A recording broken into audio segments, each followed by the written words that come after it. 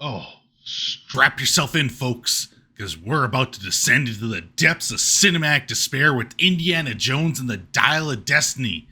As you might expect, Harrison Ford returns to his iconic role, but this time he's so old you can hear his balls click-clack when he runs. Apparently, the filmmakers decided to explore the fascinating concept of old people problems. Yes, that's right. We get to witness Indiana Jones, the legendary archaeologist, grappling with the existential crisis of retirement.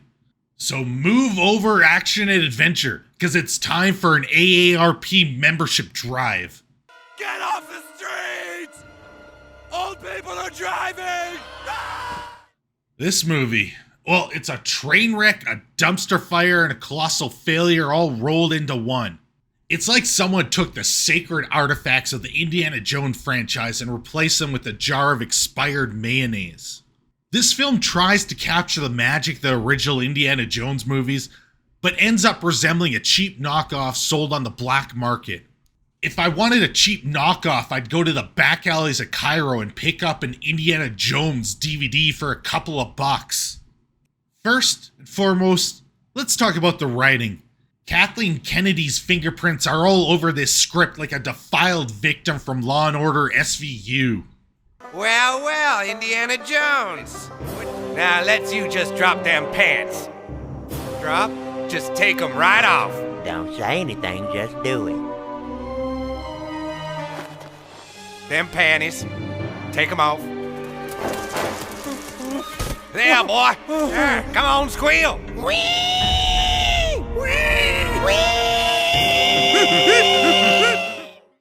There's a purposeful deconstruction of Indiana Jones to turn him into a sad, pathetic old man. He is shown as a boring professor living in a decrepit apartment with nothing to show for his long and exceptional career. I mean, he was a tenured professor, for God's sakes, that was also paid handsomely for retrieving ancient artifacts. But apparently, nothing in his life mattered up until this point. Simply put, Indy was given the Last Jedi treatment. He's now a useless old man that doesn't care about anything. The dialogue is cringeworthy, filled with forced one-liners and pop culture references that feel out of place. Remember the good old days when the whip-cracking archaeologist delivered witty, memorable lines? Yeah, those days are long gone. And then there's the plot, or lack thereof.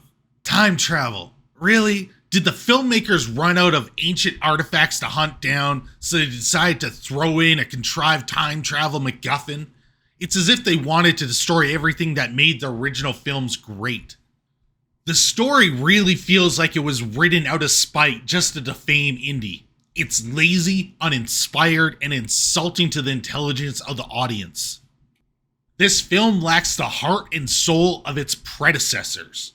Where's the pulse-pounding excitement, the awe-inspiring discoveries, the witty banter that made us fall in love with Indiana Jones in the first place?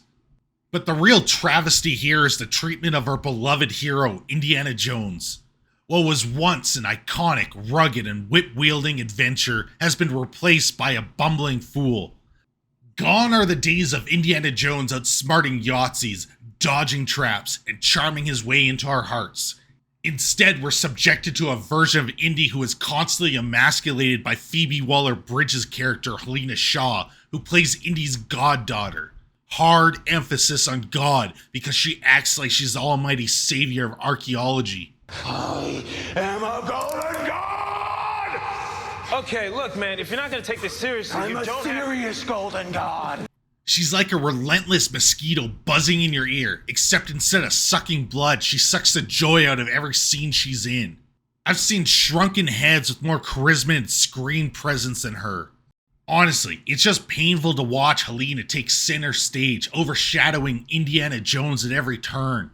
I can already imagine the thrilling scene where she audits some ancient ruins and finds discrepancies in the hieroglyphic tax returns. The filmmakers seem more interested in pushing a misguided agenda of female empowerment than honoring the legacy of the character. How did you end up like this? What do you mean? It's all fault, Dad! Look, I have no problems with strong female characters, but when it's done at the expense of emasculating an iconic hero, it feels forced and disingenuous. Helena Shaw is the embodiment of a character who tries way too hard to be edgy and progressive. It's like the writers were desperately trying to check off every diversity box imaginable without bothering to give her any actual personality.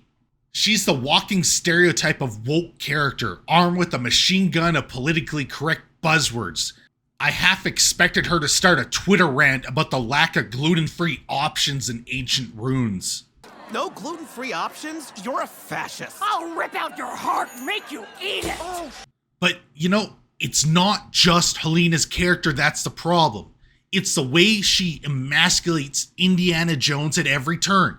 Seriously, who thought it was a good idea to turn our beloved whip-wielding hero into a clueless buffoon constantly outshined by a mid-tier sidekick that looks like the unwanted child of an anorexic thumb and a gender-confused horse?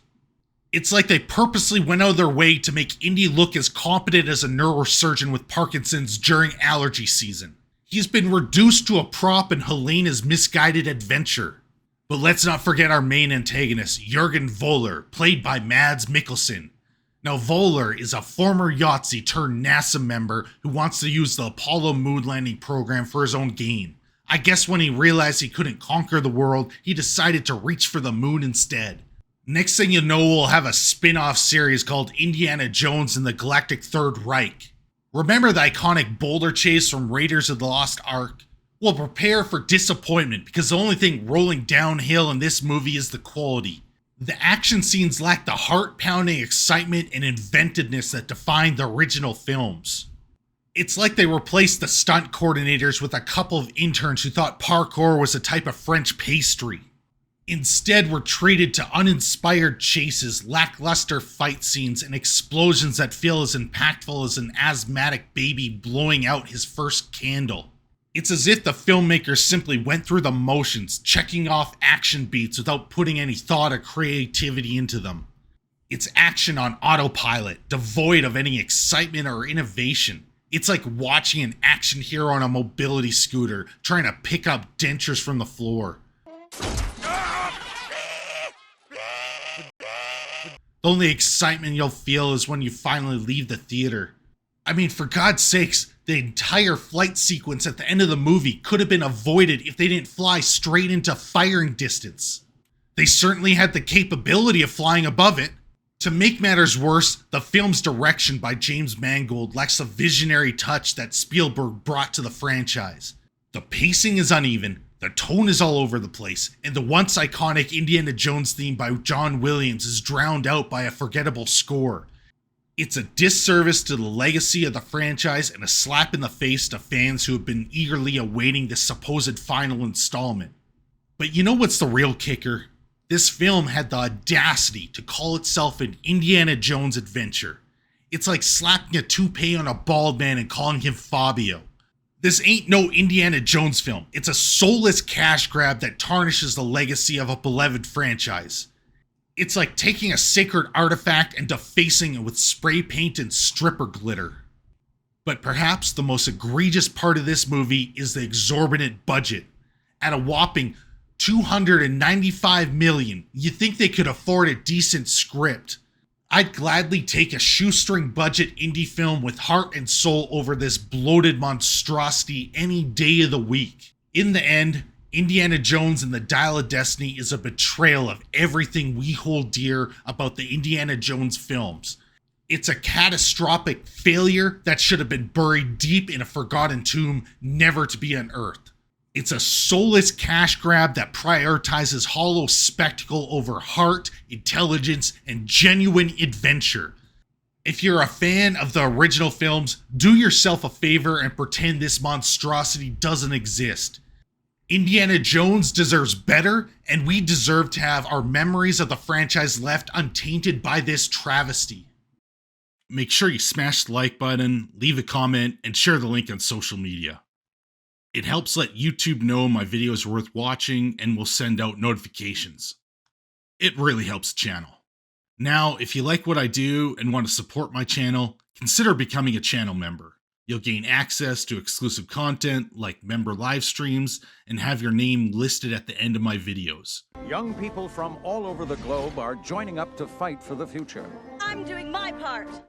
I appreciate every single one of my supporters, way more than you know. They're doing their part. Are you?